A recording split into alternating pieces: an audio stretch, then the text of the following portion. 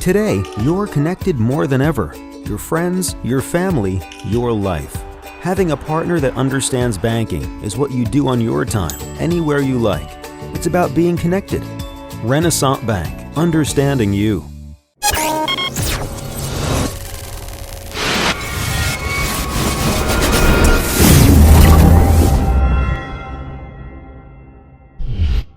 Sponsored by Renaissance Bank. Good morning, Northeast Mississippi. This is Newsbreak for Friday, December 16th. I'm Brad Locke. Thanks for joining us. Going to give you quick updates on news, sports, and weather. And we do this every weekday. You can find us at 7 a.m. at djournal.com. You can also watch on Facebook, YouTube, or the Daily Journal mobile apps for Apple and Android devices. Let's start off with the Weather Underground forecast for today. We're going to have partly cloudy skies, a high of 52, low of 51. 20% chance of rain. Then Saturday, we've got a good chance of thunderstorms, a high of 72, low all the way down to 33. The chance of rain is 80%. And then the weather keeps getting crazier on Sunday. Partly cloudy skies, high of just 36, low of 19 degrees, 20% chance of rain. And then on Monday, clear skies, high of 41, low of 24, 0% chance of rain. Let's take a look now at some of the top stories from your Daily Journal and djournal.com on this Friday. Even though United Healthcare was denied an emergency injunction Thursday, the insurer said it will continue to pay in-network rates as North Mississippi Health Services moves to terminate its provider contracts because of a payment dispute. First District Chancery Court Judge Michael Malski ruled Thursday that United Healthcare had not satisfied the standards for an emergency injunction.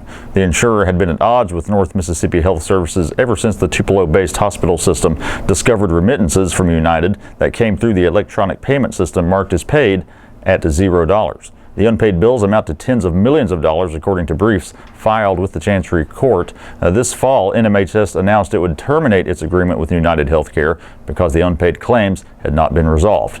United Healthcare says 97% of the disputed claims were paid correctly. North Mississippi Health Services will have to decide if it will accept the in-network payments. During Thursday's hearing, the hospital reaffirmed its commitment to turn no United Healthcare patients away. Longtime Tupelo City Council Clerk Linda Muse is retiring after more than 2 decades of service. Muse, who has held the clerk's position since 1995, will serve through at least some of January. That means her last city council meeting to attend as clerk will be January 17th. Her departure will mean years of experience and institutional memory lost, according to past and present council members. Fred Pitts, who served as council president during the 2009 through 13 term, said Muse will be, quote, extremely hard to replace. As clerk of the council, Muse must write the minutes for all council meetings. Once approved by the council, these minutes form the official record of the council's actions and discussions.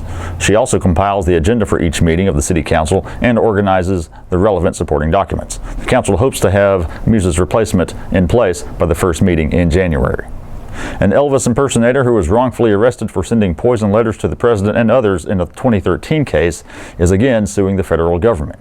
Paul Kevin Curtis of Corinth filed the lawsuit Tuesday in U.S. District Court in Oxford. In the suit, he says federal prosecutors held him in jail for 5 days, even though there was no evidence he was responsible for mailing letters dusted with ricin to President Barack Obama, Senator Roger Wicker, and Lee County Justice Court Judge Sadie Holland.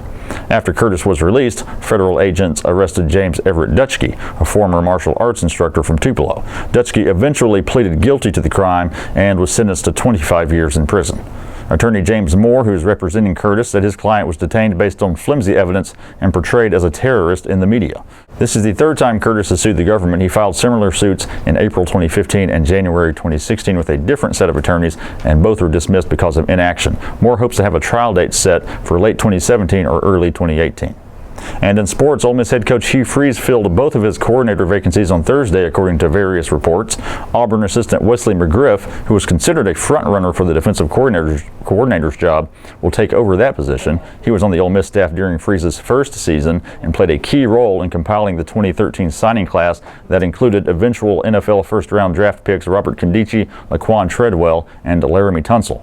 McGriff was co-defensive coordinator that one season in Oxford, and after that he spent 3 years with the New Orleans Saints, then served as co-defensive coordinator and safeties coach at Auburn this past season.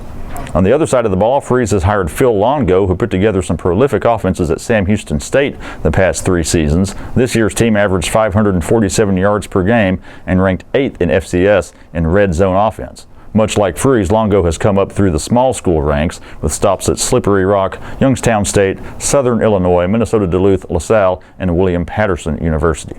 That's it for Newsbreak on this Friday. We do want to remind you to check out a couple of the podcasts we produce here at the Daily Journal. The Memo, all things Northeast Mississippi news and entertainment, 3 days a week with myself and W. Derek Russell. And be sure to check out Thursday's episode with Derek and guest co-host Leslie Chris. They spoke with Caleb Badillion about the new animal shelter coming to Tupelo. Also, they spoke with Dennis Sid about the Bonanza restaurant in Tupelo, one of only 12 remaining in the country. And also, M. Scott Morris offered his latest movie review. Also, be sure to check out Double Coverage, a podcast about Ole Miss and Mississippi State sports with Parrish Alford and Logan Lowry. New episodes normally coming to you every Thursday. This week's episode delayed a little bit, so look for that today. You can listen to Parrish and Logan talk about the latest that's going on with the Rebels and Bulldogs, including those coaching moves. And all the stories I talked about today you can find in your Daily Journal and at djournal.com. Follow us on Twitter at djournalnow. Give our Facebook page a like as well. That's it for Newsbreak on this Friday. I'm Brad Locke. Have a great weekend. We'll see you next time.